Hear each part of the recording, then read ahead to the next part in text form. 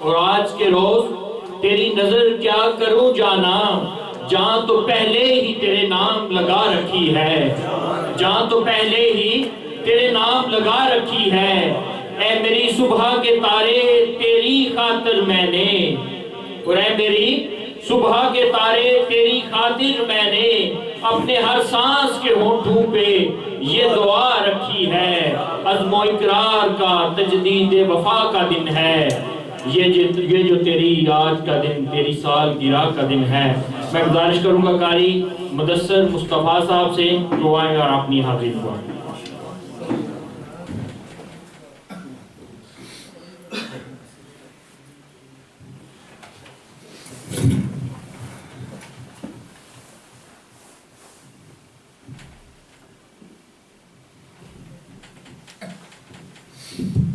نحمده ونصلي ونسلم على سيدنا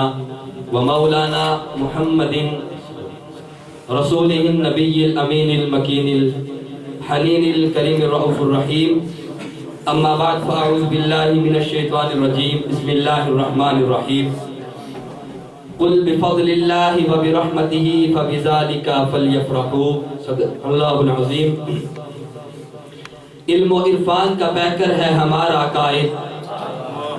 علم و عرفان کا پیکر ہے ہمارا قائد،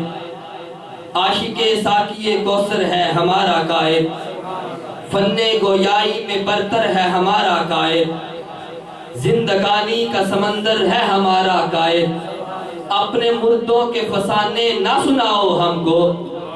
اپنے مردوں کے فسانے نہ سناؤ ہم کو، ہے کوئی ایسی قیادت تو دکھاؤ ہم کو۔ انتہائی قابل صد احترام قائدین تحریک منہاج القرآن، جملہ وابستگان تحریک منہاج القرآن یونان، اللہ رب العزت کا لاکھ لاکھ شکر ادا کرتے ہیں کہ خالق کائنات نے ہمیں اس صدی میں پیدا کیا جو صدی حضور شیخ الاسلام کی صدی ہے۔ آج ذاتی طور پر مجھے اتنا فخر ہے کہ خداوند ذوالجلال نے نہ جانے دنیا میں کہاں بھٹکتے ہو کو لا کے منہاج القرآن کے پلیٹ فارم پر اکٹھا کروا دیا۔ آج نہ جانے کہاں ہوتے۔ میں نے جو آیت کریمہ تلاوت کی، قل بفضل اللہ وبرحمتہ، رب کائنات فرماتا ہے کہ اے بندو اللہ کے فضل پر، اللہ کی رحمت پر فبذالک فلیفرحوا، خوشیاں منایا کرو۔ اور امت محمدیہ میں آج کی صدی کے اندر یہ رب کائنات کا ہم پر خاص کرم ہے کہ خالق کائنات نے حضور شیخ الاسلام کی شکل میں ہمیں اپنی رحمت بھی عطا کی، اپنا فضل بھی عطا کر دیا۔ دوستو، مشکات شریف کی حدیث مبارکہ ہے، ابو داؤد میں آیا، آقا علیہ السلام نے ارشاد فرمایا کہ رب کائنات نے ہر 100 سال کے راز پر ایک بندے کو منتخب کرتا ہے، وہ بندہ آ کر رب کائنات کی الوہیت کا پیغام دیتا ہے، مصطفیٰ کی عبدیت کا پیغام دیتا ہے، اور جس کے لیے لفظ استعمال کیا مَن یجدد اللہ دینا، یہ جو لفظ یجدد ہے کسی سے لفظ مجدد نکلا ہے۔ دوستان محترم، رب کائنات نے ہر صدی کے اندر اپنے دین کا کام لینے کے لیے ایک مجدد کو دنیا میں بھیجا۔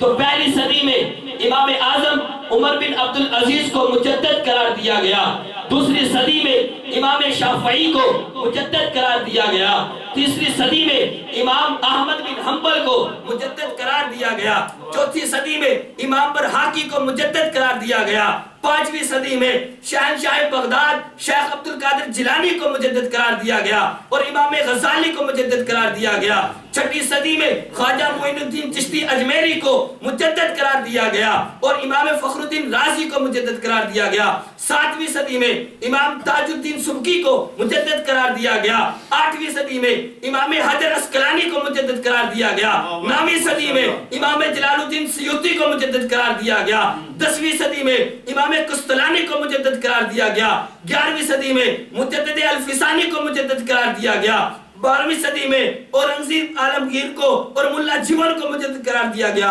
دوستان محترم، 13ویں صدی آئی تو رب کائنات نے شاہ عبد العزیز کو مجدد قرار دیا، 14ویں صدی میں امام اعلی حضرت کو مجدد قرار دیا گیا۔ بولو دنیا والو 15ویں میں کون آیا ہے؟ 15ویں میں کون آیا ہے؟ جس جو مانتا ہے وہ بولے سے بولو مجدد رواں صدی شیخ الاسلام کو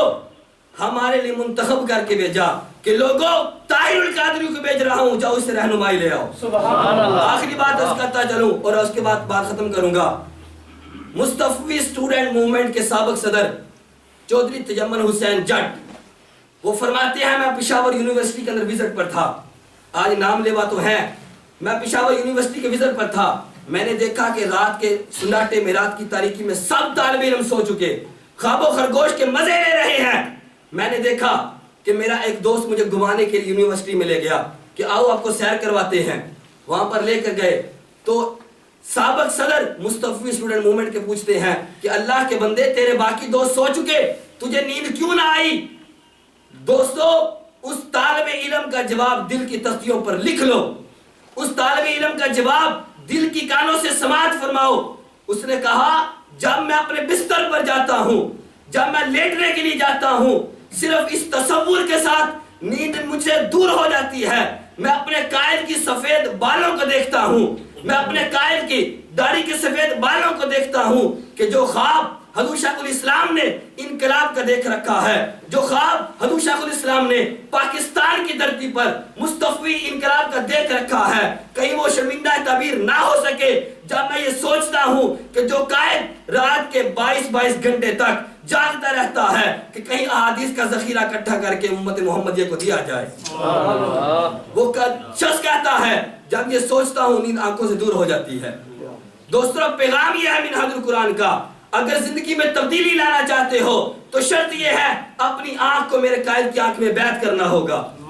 تو شرط یہ ہے اپنی آنکھ کو میرے قائد کی آنکھ میں بیعت کرنا ہوگا، کیونکہ میرے قائد کی آنکھ ہمیشہ گنبد خضرا کو دیکھتی ہے۔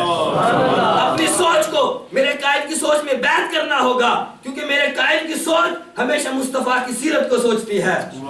اور اپنے دل کو میرے قائد کے دل میں بیعت کرنا ہوگا، کیوں؟ وہ اس لیے کہ میرے قائد کے دل میں ہمیشہ مصطفیٰ کا قیام ہوتا ہے۔ نعرہ تکبیر،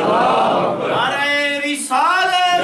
نعرہ حیدری۔ دوستان محترم بات ختم کرتے ہوئے ان اشعار پر کہ رب کعبہ نے دی ہے جسے رفعتیں، رب کعبہ نے دی ہے جسے رفعتیں، مصطفیٰ کی محبت نے دی عظمتیں، وہ ستارہ صدا جگمگاتا ہوا عشق احمد کی شمع جلاتا ہوا، وہ جو فرقہ پرستی کا قائل نہیں، وہ جو فرقہ پرستی کا قائل نہیں، حسن و خوبی میں بے داغ ہے وہ نگی،